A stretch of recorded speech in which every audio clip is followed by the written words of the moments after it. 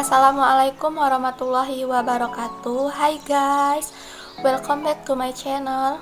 Kembali lagi bersama saya Suci Melati Putri dengan NIM 20016193 dengan mata kuliah keterampilan berbicara. Dosen pengampunya Ibu Dr. Randa Ermawati Arif. Materi kali ini yaitu keterampilan berbicara dalam bentuk wawancara. Selamat menyaksikan.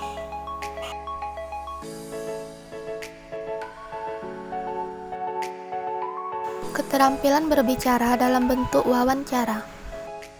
Yang pertama, pengertian wawancara. Wawancara merupakan suatu alat yang digunakan oleh seseorang untuk mendapatkan informasi tentang sesuatu hal seseorang yang dilakukan dengan cara mengadakan tanya jawab secara lisan.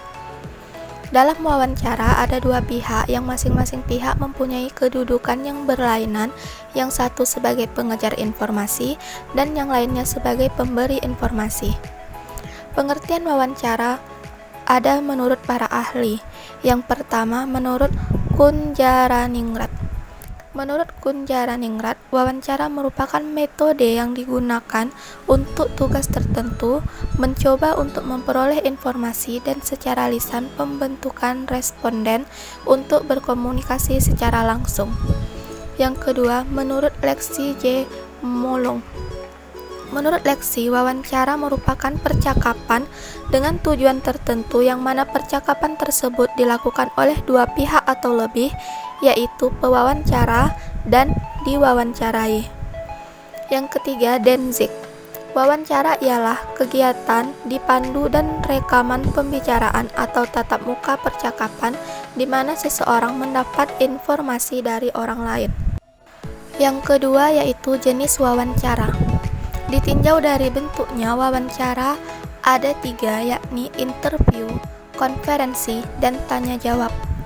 Interview adalah tanya jawab antara wartawan dengan seseorang yang mungkin dengan pejabat atau orang dalam hubungan dengan penelitian ilmiah. Yang kedua, konferensi. Konferensi adalah pertemuan informatif dengan seorang pejabat sesudah ceramah, perundingan, atau konferensi. Dan yang terakhir, tanya jawab, pengadilan atau interogasi adalah dialog penyelidikan antara petugas dan si terdakwa atau orang yang bersalah. Selanjutnya yaitu materi mengenai jenis-jenis pertanyaan dalam wawancara.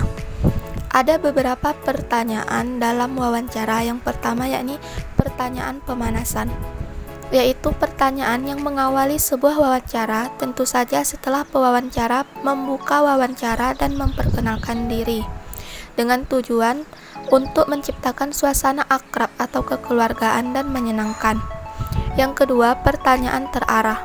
Pertanyaan ini sudah mengarah kepada topik wawancara.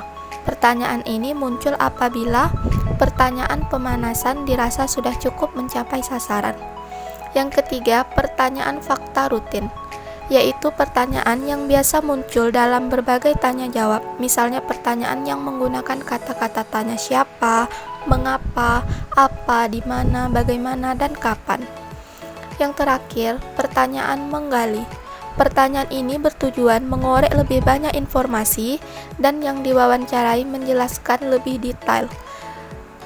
Contoh pertanyaannya yaitu tanggapan positif, oh ya, alangkah menariknya. Tanggapan negatif, mana mungkin, masa iya, dan lain sebagainya. Selanjutnya yaitu materi tentang lembaran bimbingan wawancara. Berikut ini merupakan contoh panduan wawancara untuk masyarakat di sekitar kawasan wisata dalam metode penelitian, sehingga dapat membantu para pembaca memahaminya, antara lain: apakah yang Bapak atau Ibu, Saudara ketahui tentang wisata?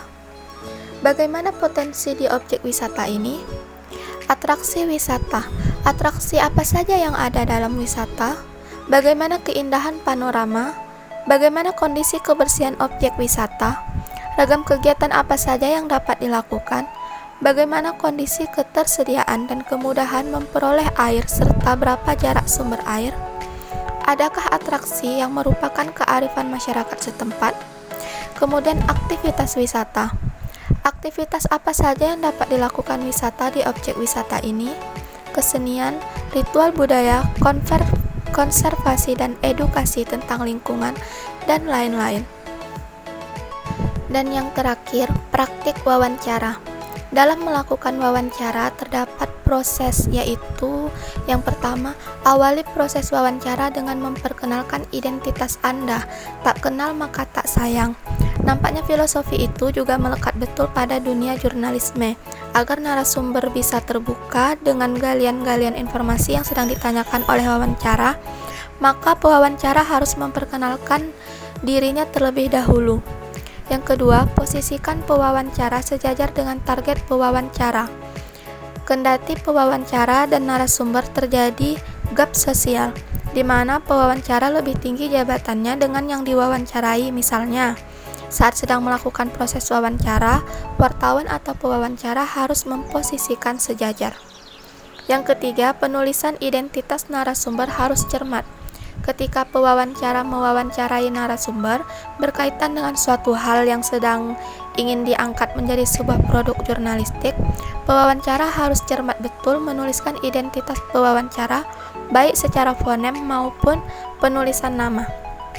Dan yang terakhir yaitu mengeksplorasi pertanyaan lebih luas.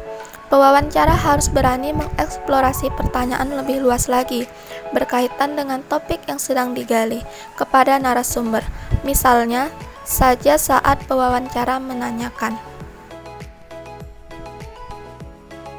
Baik, itulah tadi sedikit penjelasan dari saya mengenai keterampilan berbicara dalam bentuk wawancara. Semoga teman-teman yang menyaksikan dapat memahaminya dengan baik. Saya akhiri dengan wabillahi taufiq wal hidayah. Wassalamualaikum warahmatullahi wabarakatuh.